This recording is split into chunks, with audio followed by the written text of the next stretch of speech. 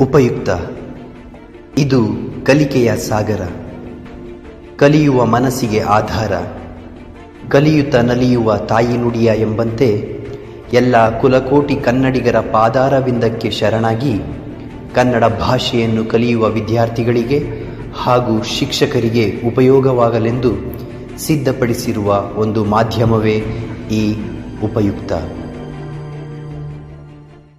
ಪ್ರಬಂಧ, ಕ್ರೀಡೆಗಳ ಮಹತ್ವ, ಪೀಠಿಕೆ. ಸದೃಢ ದೇಹದಲ್ಲಿ ಸದೃಢ ಮನಸ್ಸು ಇರುತ್ತದೆ ಎಂಬುದು ದೇಹ ಮತ್ತು ಮನಸ್ಸಿಗೆ ಸಂಬಂಧಿಸಿದ ಮಾತಾಗಿದೆ.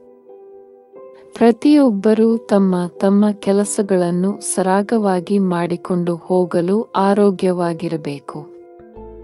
ಅದರ ಜೊತೆಗೆ ಮಾನಸಿಕವಾಗಿಯೂ ಸದೃಢವಾಗಿರಬೇಕು.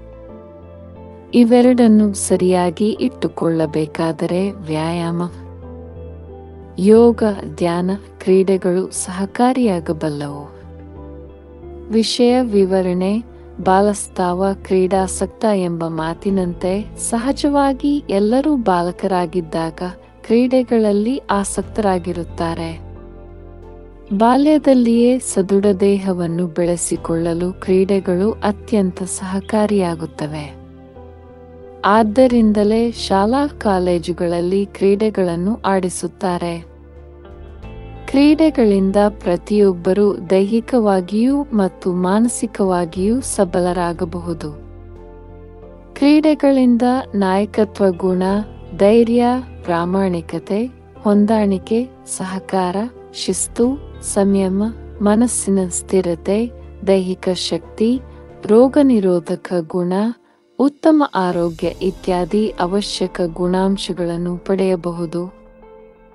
ಕಬಡ್ಡಿ, ಖೋ ಖೋ, ವಾಲಿಬಾಲ್, ಕುಸ್ತಿ, ಓಟಗಳಂತಹ ಆಟಗಳು ಪ್ರತಿಯೊಬ್ಬರನ್ನು ದೈಹಿಕವಾಗಿ ಬೆಳೆಸಿದರೆ, ಚೆಸ್, ಕೇರಂ, ಹಾವು ಏಣಿ ಆಟ, ಪಗಡೆ ಆಟ ಇತ್ಯಾದಿ ಆಟಗಳು ನಮ್ಮನ್ನು ಮಾನಸಿಕವಾಗಿ ಬೆಳೆಸುತ್ತವೆ. ನಮ್ಮ ದೇಶದಲ್ಲಿ ಕ್ರೀಡೆಗಳಿಗೆ ಹೆಚ್ಚಿನ ಮಹತ್ವ ಸಿಗದಿರುವುದು ವಿಷಾದಕರವಾಗಿದೆ. ಶಾಲಾ ಕಾಲೇಜುಗಳಲ್ಲಿ ಇತರೆ ವಿಷಯಗಳಂತೆ ಕ್ರೀಡೆಗಳಿಗೂ ಮಹತ್ವ ನೀಡಬೇಕು. ಕ್ರೀಡಾ ಶಾಲೆಗಳನ್ನು ಪ್ರತ್ಯೇಕವಾಗಿ ತೆರೆದು ತರಬೇತಿಯನ್ನು ನೀಡಬೇಕು.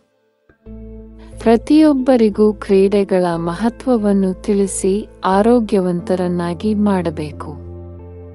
ಉಪಸಂಹಾರ. ಸಮಾಜ ಸ್ವಾಸ್ಥ್ಯವಾಗಿರಬೇಕಾದರೆ ಪ್ರತಿಯೊಬ್ಬರ ದೇಹ ಮತ್ತು ಮನಸ್ಸು ಸ್ವಾಸ್ಥ್ಯವಾಗಿರಬೇಕು.